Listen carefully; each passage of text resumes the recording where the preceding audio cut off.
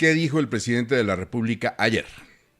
Frente a una multitud cargando sombrillas de colores y al tiempo en el que el Congreso discutía la reforma laboral, el presidente dijo que la consulta popular ya inició y convocó una rebelión a las calles. El discurso fue más corto de lo habitual, 32 minutos, donde defendió las reformas, pero el centro del ataque fueron esos 8 congresistas de la Comisión Séptima del Senado que firmaron una ponencia la semana pasada pidiendo archivar la reforma laboral. Los parlamentarios que se han ido contra el pueblo, que han traicionado al pueblo, a sus representantes más queridos, han traicionado al pueblo de Colombia y lo han hecho por la codicia, lo han hecho por dineros, se han arrodillado a un Dios falso. Petro dijo que hay que rebelarse contra quienes se oponen a sus reformas y aseguró que los congresistas que no lo aprueban deben salir porque no sirven. Cada senador debe recordar que no es más que un simple representante del pueblo y que debe obedecerlo.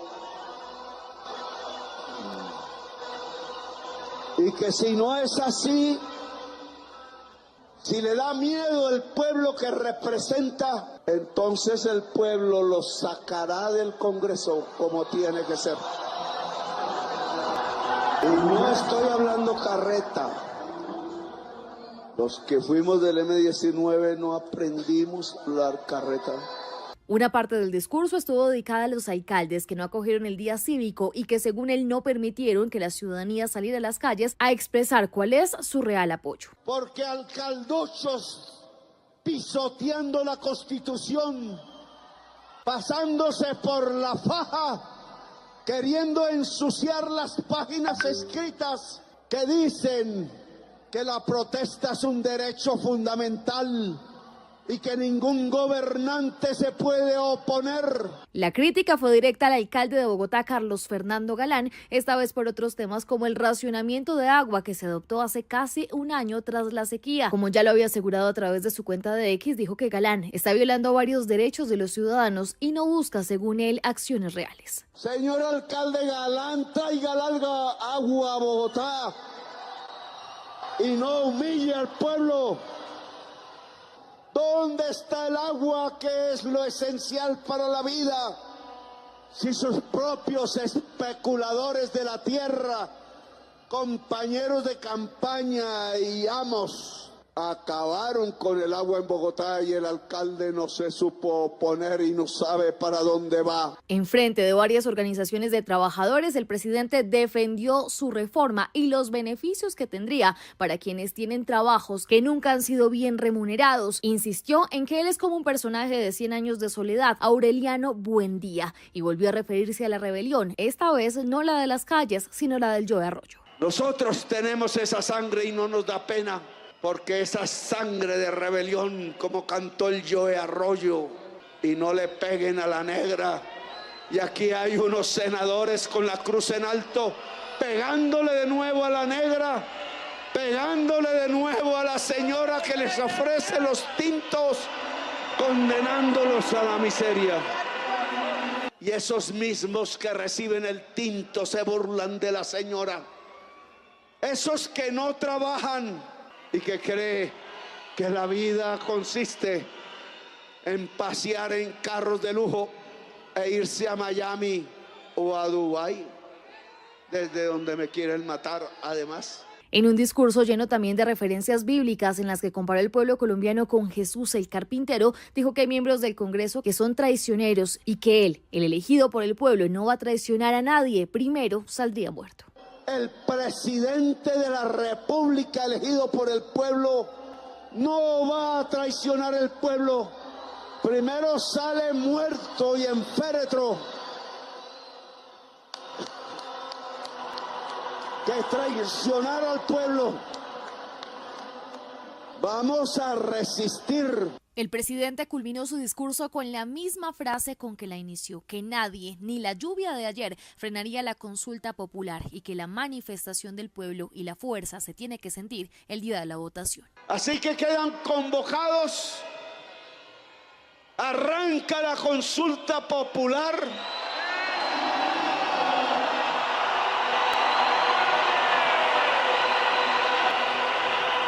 La movilización movilización es permanente y creciente. Tendrá su máximo, no el día de hoy de los votos de los que ya vendieron su corazón a la codicia, sino en la plenaria del Senado. Llegó el momento de ponerle final a 100 años de soledad. El año 101 es el año de la alegría y la victoria popular, porque ahora el pueblo convoca la gran fiesta, la fiesta de la democracia y la fiesta de la libertad. Alejandro, ¿cómo quedamos entonces? Gustavo, pues se viene una gran tensión política y un desafío a la institucionalidad. El discurso de Petro en la plaza pues era de esperarse de una abierta confrontación con lo que él llama la monarquía, la tiranía, la oligarquía, que pues incluye en primer lugar el Congreso, que fue su blanco número uno en el discurso de ayer, que le hundió la reforma laboral, pero también atacó a los empresarios, que los tildó de esclavistas, a los alcaldes y gobernadores que siguieron trabajando en el día cívico que él convocó, a los medios de comunicación como un instrumento, según él, del gran capital, y yo sumaría todo el que no esté de acuerdo con sus reformas. Pues es un discurso mesiánico donde solo él pues encarna el pueblo, no ni el Congreso, ni los alcaldes, ni los gobernadores, ni los concejales, ni los diputados. Él copa el espacio como presidente donde pretende romperle las cadenas históricas que oprimen al pueblo, y Petro así sería como un redentor, y toda oposición o crítica pues es considerada enemigo del pueblo que él pues dice representar. Se viene entonces, Gustavo, una nueva etapa política donde pues, Petro quiere confrontar con el pueblo a toda institución que sea un contrapeso a su proyecto político, sea esta institución el Congreso, pero que falta ver qué va a pasar con la reforma a la salud, que entra a la Comisión Séptima también a discusión, o a la Corte Constitucional, que en los próximos días pues, va a fallar la reforma pensional, o también pues, el Consejo Nacional Electoral, que está investigando su campaña a la presidencia. En fin, el gobierno entró, como vimos, en un modo campaña, y se viene un largo y tortuoso desgaste en el próximo año y 2 meses, pues en lo político, porque se va sin duda a agudizar la polarización, en la gobernabilidad, porque el gobierno pues se va a dedicar a hacer campaña, y el gobierno y la gestión pues, se va a ver afectada. En lo institucional, porque estas movilizaciones populares que está convocando el presidente es para presionar a las instituciones que no estén de acuerdo con él, o que se atraviesen, o que sean un contrapeso. Y en lo económico, porque pues, esta incertidumbre política y en medio de un déficit fiscal y problemas de caja, pues no es una buena combinación, tanto así que anoche nos acostamos con la muy mala noticia de la renuncia del ministro de Hacienda. Así que pues se vienen momentos de gran turbulencia política en Colombia, Gustavo. Hablaremos en un momento de ese cambio en el Ministerio de Hacienda. Ahora, de la consulta popular se puede decir todo, menos que sea ilegal. Es un procedimiento legal. Si funciona, si se concreta, es otra cosa. El ministro Sanguino dice que no revela todavía, pues obviamente las preguntas, porque están en fase de preparación. ¿Usted ya las tiene, Cristo? ¿Ya sabe cuáles son las preguntas de la consulta? Sí, Gustavo, ya hay un borrador de texto prácticamente listo para someter ya a evaluación de la Secretaría Jurídica de Palacio. Y hay que decir, Gustavo, lo primero que usted acaba de señalar. Yo creo que aquí, en medio de todo, tanto el Congreso como el gobierno están actuando dentro de la institucionalidad, y hay que destacar también la manera pacífica como se movilizó ayer la gente, y debe continuar así durante esta campaña de la consulta. El Congreso, al archivar el proyecto de ley, está actuando dentro de la Constitución, equivocado o no, y la apelación está dentro de la institucionalidad, y el trámite de la consulta también. Luego yo creo que allí tenemos que hacer un llamado a la serenidad. Ahora, la consulta. Han venido trabajando desde el sábado pasado los textos de las preguntas. hay efectivamente 12 preguntas de la consulta. Las 3 primeras, que tal vez son las más importantes, son los derechos que se le devuelven a los trabajadores que se les habían quitado en la ley de reforma laboral durante el gobierno del expresidente Uribe. Es decir, a la gente le van a preguntar, las 3 primeras cuestiones son el recargo nocturno, el recargo dominical y la estabilidad laboral de los empleados. Y después vienen una serie de preguntas, Gustavo, en que la reforma laboral, bien lo decía el ministro Sanguino, por ejemplo, los derechos de prestaciones sociales y de aportes pensionales de los trabajadores de las plataformas digitales no se pueden expedir por decreto, van en una pregunta de la consulta. La formalización de las madres cabezas de hogar, que está prevista en la reforma laboral, tampoco se puede hacer por decreto, va en una pregunta.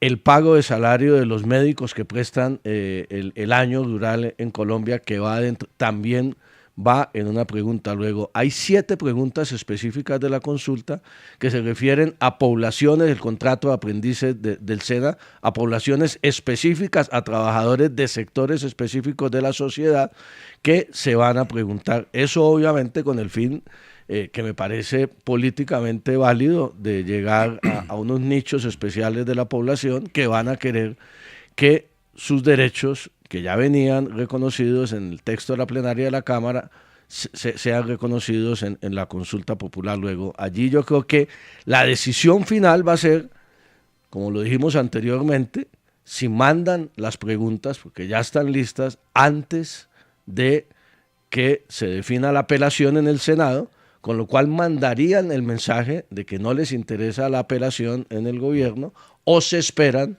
a que la apelación surta su trámite en el Senado. Ahora, es clarísimo que hay unas preguntas de perogrullo. O sea, a uno le dicen que quiere que le paguen más, que si quiere que le reconozcan. Sí. Todo es así, todo es así. Pero las preguntas, Hernando, en lo jurídico, ¿pueden ser para aprobar articulados? Que creo que hay una gran confusión que tienen varios y el gobierno nacional a ese respecto, porque hay una diferencia entre lo que es una consulta popular y lo que es un referéndum. Si lo que se trata es precisamente de impulsar articulado reformas legislativas, el mecanismo ciertamente no es una consulta popular, el mecanismo es un referéndum. Ahora, si se trata de preguntas de la consulta popular, deben estar orientadas a políticas públicas, no a desarrollo de articulado alguno. Y en todo caso ha dicho, por fortuna, la Corte Constitucional, imponiendo unos límites a ese respecto, que esas preguntas deben ser abiertas, de manera tal que no pueden seducir ni inducir a la respuesta. Y otro punto que me parece fundamental, no puede existir ningún tipo, óigase bien, ningún tipo de incentivo para votar por una consulta. Es más, están absolutamente restringidos en ese sentido. Y aquí el gran reto para el gobierno, además de hacer bien las preguntas y de hacerlas rápido, por supuesto, va a ser si va a concitar el fervor popular para romper una norma de abstención o un parámetro de abstención tradicional y lograr los casi 14 millones de votos. Por eso creo que la oposición la tiene más fácil. Ni siquiera es votar por el no, es no salir a votar ese día.